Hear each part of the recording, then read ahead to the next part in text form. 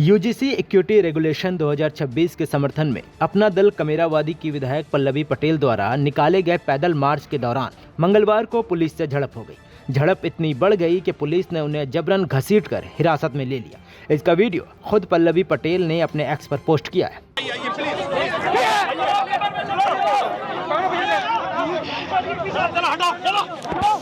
गिराया आप लोगों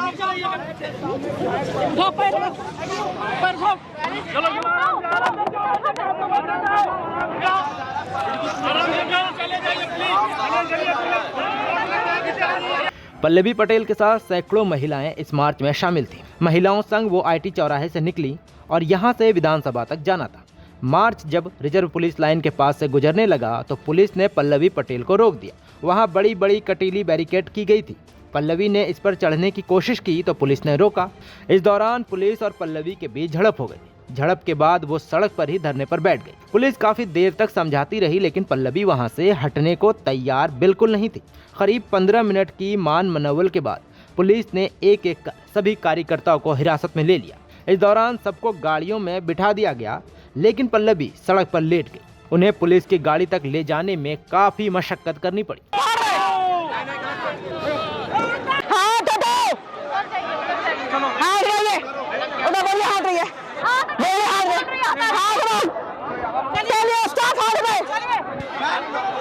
वो गाड़ी तक तो किसी तरह पहुंच गई लेकिन गाड़ी के गेट पर जाकर अड़ गई। महिला पुलिसकर्मी ने उनको हाथ और पीठ के सहारे अंदर करने की कोशिश की लेकिन वो नहीं जा रही थी। इसके बाद उनके बाल पकड़कर गाड़ी के अंदर उन्हें डाला गया।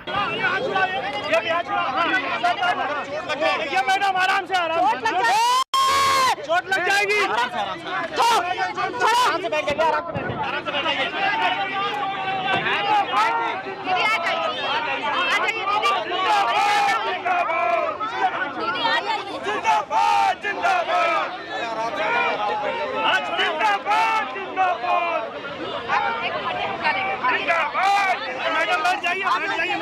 पल्लवी का कहना है कि यूजीसी इक्विटी रेगुलेशन 2026 को टालना आरक्षित और वंचित वर्गों के अधिकारों के साथ सीधा अन्याय है। ऐसे में एक विधायक और वो भी महिला के साथ इस तरह की हरकत पर तमाम विपक्षी पार्टियां और सोशल मीडिया यूजर्स ने नाराजगी जाहिर की। आज़ाद समाज पार्टी के मुखिया चंद्रशेखर आज़ाद ने लिखा, एक निर्वाचित महिला जनप्रतिनिधि के साथ इस तरह की कार्रवाई ने न सिर्फ लोकतांत्रिक अधिकारों का अपमान है बल्कि यह सत्ता की असहिष्णुता और दमनकारी मानसिकता को भी उजागर करती है। लोकतंत्र में असहमति अपराध नहीं होती, उसका सम्मान किया जाना चाहिए। वहीं इस मामले में राजद की स्पोक्सपर्सन कंचना यादव ने लिखा, पल्लवी पटेल जी के बाल खींचकर जिस तरह से पुलिस गाड़ी में बिठा रही है वो इस बात का प्रतीक है कि पिछड़े तब तक हिंदू हैं जब तक चुनाव है।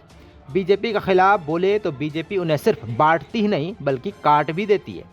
इस मामले में कई इंटरनेट यूजर्स ने भी अपनी नाराजगी जाहिर की है और कहा कि एक सभ्य समाज में एक महिला के साथ ये घिनौनी हरकत नहीं होनी थी। वहीं अनु नाम की एक यूजर ने लिखा, एक महिला विधायक के साथ इस तरह का हरकत बहुत ही निंदनीय है।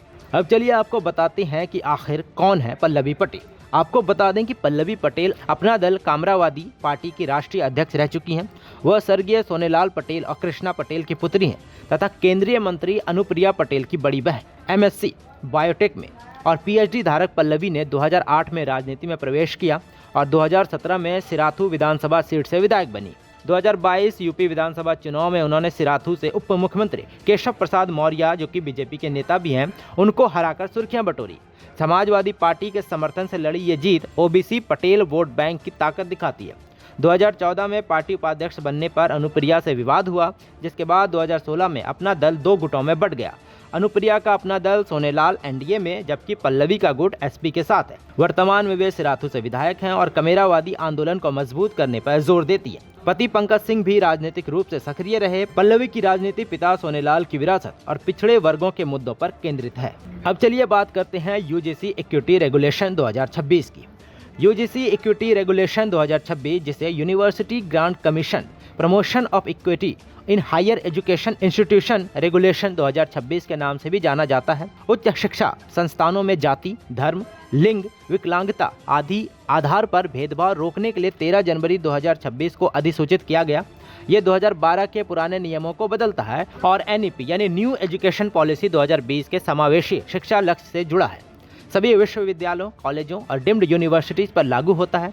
इसमें प्रत्येक संस्थान को इक्वल अपॉर्चुनिटी सेंटर यानी ईओसी स्थापित करना अनिवार्य है, जिसमें इक्विटी अधिकारी, इक्विटी कमिटी और इक्विटी स्क्वाड शामिल होंगे। ये SC, ST, OBC, महिलाओं और दिव्यांगों के प्रतिनिधियों के साथ भेदभाव शिकायतें दर्ज करेंगे।